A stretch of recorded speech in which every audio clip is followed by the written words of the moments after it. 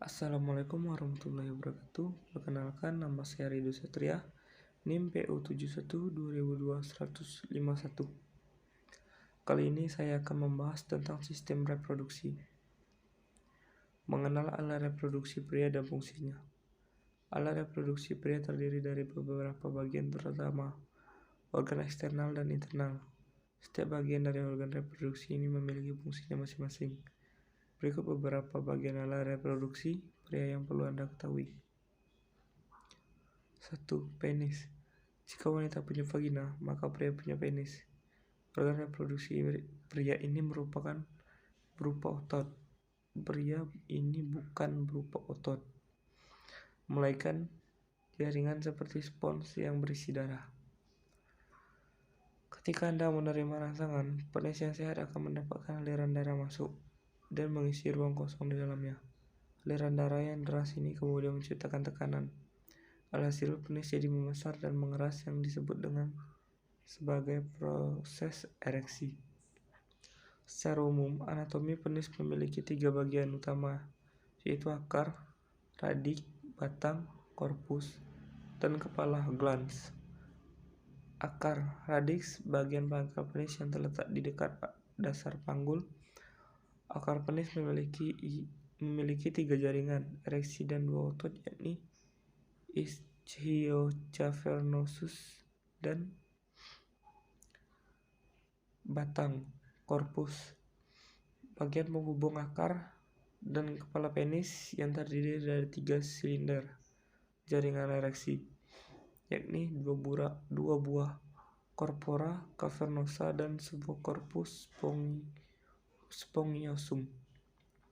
Kepala, glans, bagian ujung penis dengan bentuk mengerucut yang terdapat lubang saluran uretra untuk mendukung fungsi penis sebagai tempat keluar urin dan air mani.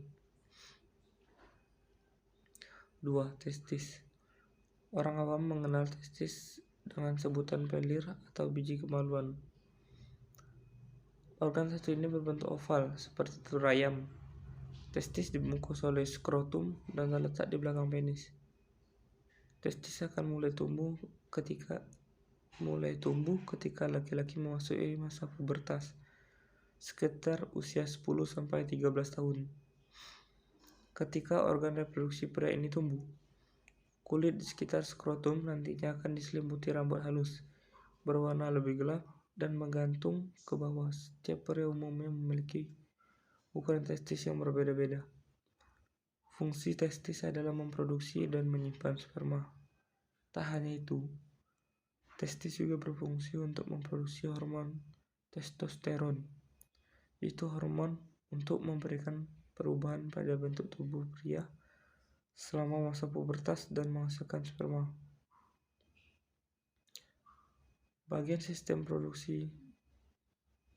reproduksi pria lainnya yang terhubung langsung dengan testis diantaranya epididymis, tempat penyimpanan sementara dan pematangan sel sperma yang dihasilkan oleh testis sebelum dapat digunakan untuk membuahi sel telur. Vas deferens, saluran berbentuk tabung yang berfungsi menyalurkan sel sperma matang dari epididymis menuju saluran uretra untuk dikeluarkan saat ejakulasi. Skrotum merupakan sebuah kantung kulit yang menggantung di belakang penis. Organ ini berfungsi untuk membungkus testis dan mengontrol suhu testis. Testis harus berada pada suhu yang tepat agar bisa memproduksi sperma yang normal. Idealnya, testis harus berada pada suhu yang sedikit lebih dingin daripada suhu tubuh. Otot-otot khusus yang ada di dinding skrotum memungkinkan testis mengerut atau menegang apabila terjadi perubahan suhu dari lingkungan sekitarnya. Testis secara alamiah akan mengerut atau mengecil ukurannya ketika mereka terkena suhu dingin. Sebaliknya, testis juga bisa menjadi elastis ketika berada di suhu yang hangat.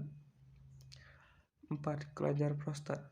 Kelenjar prostat terletak di bawah kandung kemih dan mengelilingi saluran kemih uretra, yakni saluran tempat keluarnya urin dan sperma dari dalam tubuh.